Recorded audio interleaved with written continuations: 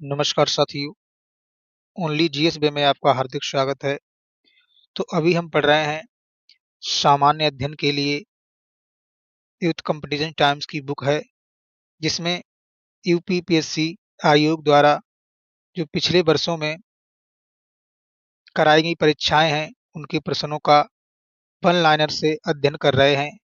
इसकी पहली क्लास हमारे यूट्यूब चैनल पर अपलोड की जा चुकी है। आज ये हमारी दूसरी क्लास है। साथियों, इसके एक पेज में लगभग 20 से 22 क्वेश्चन दिए गए हुए हैं। तो आइए देखते हैं। आज का पहला क्वेश्चन है, मथुरा मूर्ति कला शैली प्रारंभ हुई। तो ये कुषाण के शासनकाल में वे शासकों जिन्होंने गिरनार क्षेत्र में जल संसाधन व्यवस्था की ओर से ध्यान दिया, चंद्रगुप्त मौर्य और अशोक ने। राजा जिसके एक अभिलेख से सूचना मिलती है कि शाक्य मुनि बुद्ध का जन्म लुम्बिनी में हुआ था।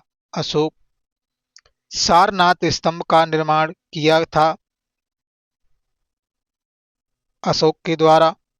अशोक द्वारा स्थापित सबसे सुरक्षित स्तंभ है लौरिया नंदनगढ़।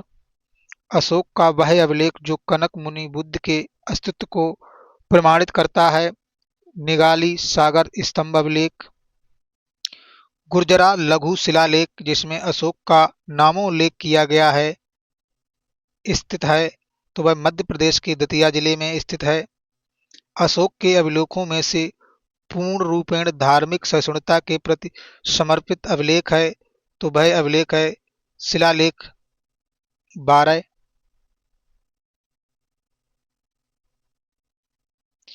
ब्राह्मी लिपि को सर्वप्रथम पढ़ा था जेम्स प्रिंसेप ने।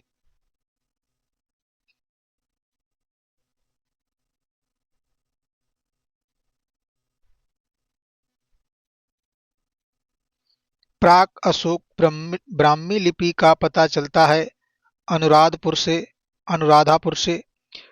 पत्थर पर प्राचीनतम शिलालेख थे प्राकृतिक भाषा में।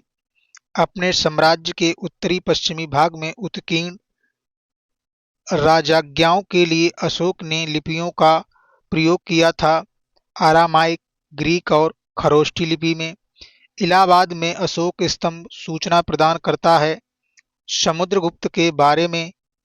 फाहियान भारत में आया 399 एडी में।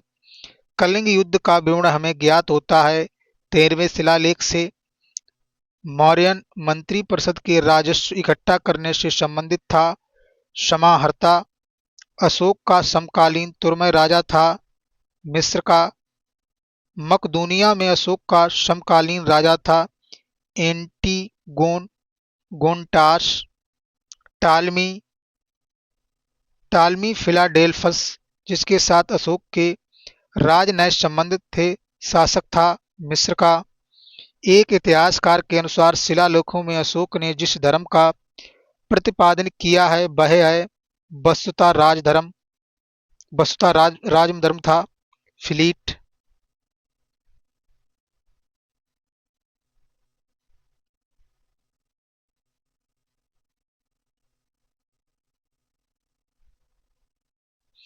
आधुनिक देवनागरी लिपि का प्राचीनतम रूप है ब्राह्मी। किसने सहिष्णुता, उदारता और करुणा के त्रिविध आधार पर राजधर्म की स्थापना की? अशोक ने। सांची का स्तूप बनवाया था अशोक ने। ब्राह्मी लिपि का प्रथम उद्वाचन उत्कीर्ण अक्षरों में किया था स्तंभों पर। बुलंदी बाग प्राचीन स्थान था पाटलिपुत्र का। मौर्य काल में तक्षशिला के प्रसिद्ध शिक्षा केंद्रों के द्वार खुले थे ब्राह्मणों, क्षत्रिय और वैश्यों के लिए। मौर्य काल में दंड विधान थे काफी कठोर। कालसी प्रसिद्ध है अशोक के शिलालेख के कारण। चाणक्य का दूसरा नाम था विष्णुगुप्त। चंद्रगुप्त मौर्य ने अपने अंतिम दिन व्यतीत किए थे श्रवण बेलगोला में। अशोक का वह अभिलेख जिसमें धार्मिक सहिष्णुता के सिद्धांत की बात कही गई है, तो शिलालेख 12 में।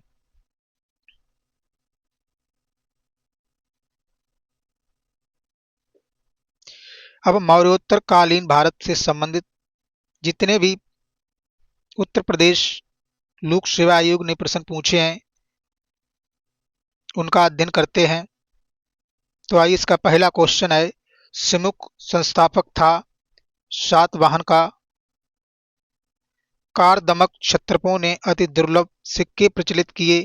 ताम्र धातु में अशोक के द्वितीय शिलालेख में उल्लेख नहीं है सातवाहनों का। खारवेल के विषय में जानकारी का स्रोत है हाथी गुम्फा का अभिलेख। राजवंशों में सबसे पुराना राजवंश था सातवाहन का। मौर्यों के बाद दक्षिण भारत में सबसे प्रभावशाली राज्य था सातवाहनों का। सातवाहनों की राजधानी अवस्थित थी अमरावती में। कनिष्क के सारनाथ बौद्ध प्रतिमा अभिलेख की तिथि है 81 ईस्वी सन। बुद्ध का सिक्कों पर अंकन हुआ कनिष्क के काल में। उत्तर तथा उत्तरी उत्तरी तथा उत्तरी पश्चिमी भारत में सर्वाधिक संख्या में तांबे के सिक्कों को जारी किया था कुषाणों ने। काव्य शैली का प्राचीनतम नमूना अभिलेख में मिलता है काठियावाड़ के रुद्र दामन में। प्राचीन भारत में नियमित रूप से सोने के सिक्के चलाए कुषाणों ने। बिना बेगार के सुदर्शन झील का जीर्णोद्धार कराया रुद्र दामन प्रथम ने।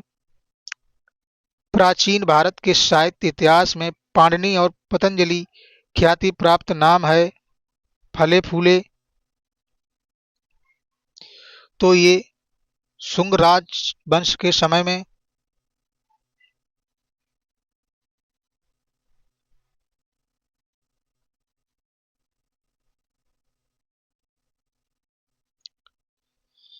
विक्रम संवत प्रारंभ हुआ 58 ईसा पूर्व में।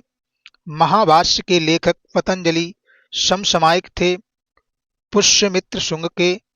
विक्रम एवं शक संवतों में अंतर वर्षों में है 135 वर्षों का।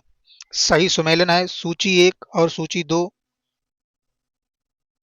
डिमेट्रियस हिंद यूनानी रुद्र दमन शक से संबंधित हैं और गोंड फर्नीज पहान से संबंधित हैं।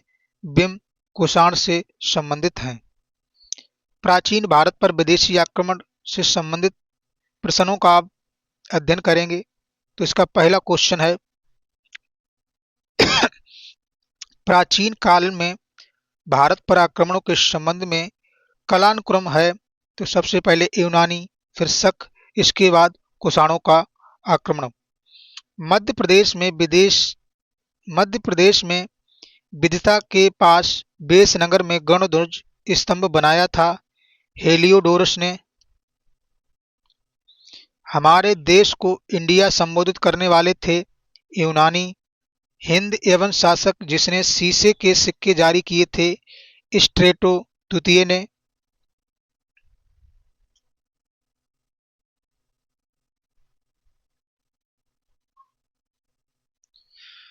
शासक जिसको सर्वप्रथम सोने के सिक्के जारी करने का श्रेय दिया जाता है बिम कडफिस।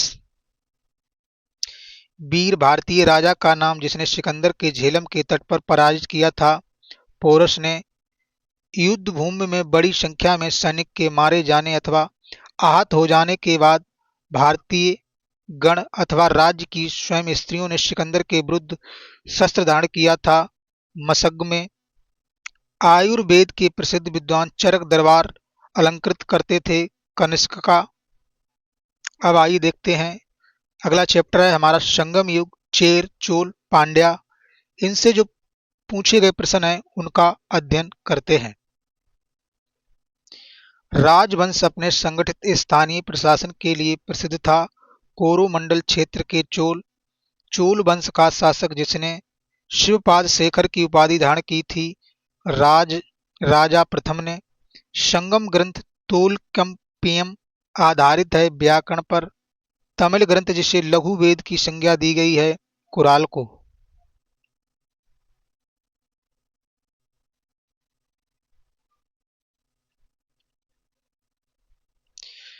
शिल्पाधिकारम का लेखक था इलांगो। तृतीय संगम हुआ था मदुरई में।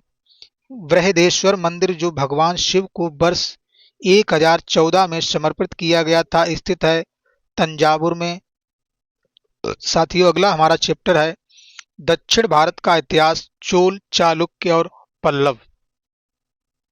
तो इसका पहला क्वेश्चन है, कांचीपुरम इस राजवंश के शासकों की राजधानी थी। पल्लव सही सुमेलन है।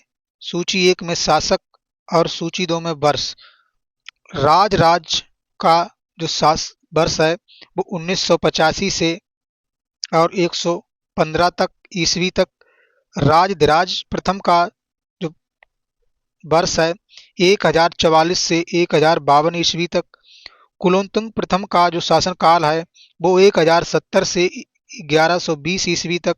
और विक्रम चोल का जो शासन काल है वो 1120 से 1133 ईस्वी तक रहा।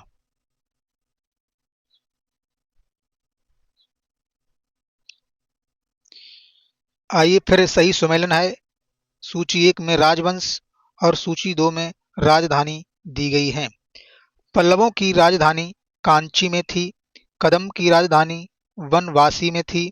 पांड्यों की राजधानी मदुरै में थी और काकतीय की राजधानी वारंगल में थी।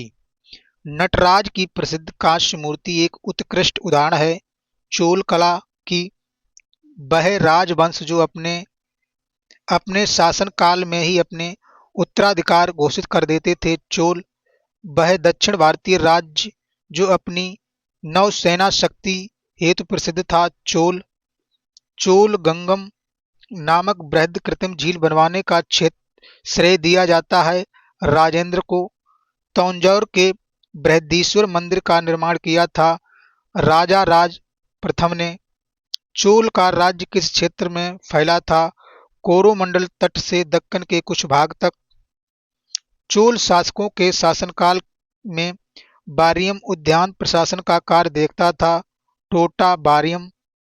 चालुक्यों की राजधानी थी बातापी में। चोल राज्यों के स्नानागार एवं भोजनालय का प्रबंध देखते थे स्त्रियां तथा पुरुष दोनों।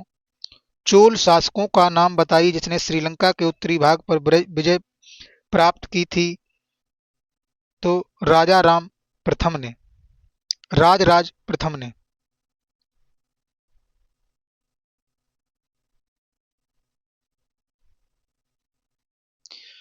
चोल साम्राज्य को अंततः समाप्त किया था मलिक काफूर ने। वह चोल राजा जिसने श्रीलंका को पूर्ण स्वतंत्रता दी और सिंगल राजकुमार के साथ अपनी पुत्री का विवाह कर दिया। कुलोत्तुंग प्रथम ने। 72 व्यापारी चीन में किसके कार्यकाल में भेजे गए थे? कुलोत्तुंग प्रथम ने। प्रथम के दक्षिण भारत का प्रसिद्ध तकोल्लम का युद्ध हुआ था चोल एवं राष्ट्रकूटों के मध्य। चीन यात्री जिसने चालुक्यों के शासनकाल में चीन एवं भारत के संबंध का विवरण दिया है तो हेनसांग के द्वारा। किस वंश द्वारा प्रायः महिलाओं को प्रशासन में उच्च पद प्रदान किए जाते थे? तो चालुक्य वंश में। मत विलास प्रश्न के लेखक थे महेंद्र वर्मन। तीसरी शताब्दी में वारंगल प्रसिद्ध था लोहे के यंत्रों उपकरणों हेतु। संस्कृत के कवि और नाट्यकार कालिदास का उल्लेख हुआ है पुलकेशन द्वितीय के ऐहोल अभिलेख में। साथियों, अगर आपको ये वीडियो अच्छा लगता हो तो चैनल को सब्सक्राइब और वीडियो को लाइक करें। इसमें लगभग आपको मैंने 15 मिनट में आपको 60 क्वेश्चनों का अध्ययन कराया है और ऐसे ही कंटिन्यू चलते रहिए। धीरे धीरे सारी पुस्तक का लेक्चर बना के डाल देंगे। Thanks for watching. धन्यवाद।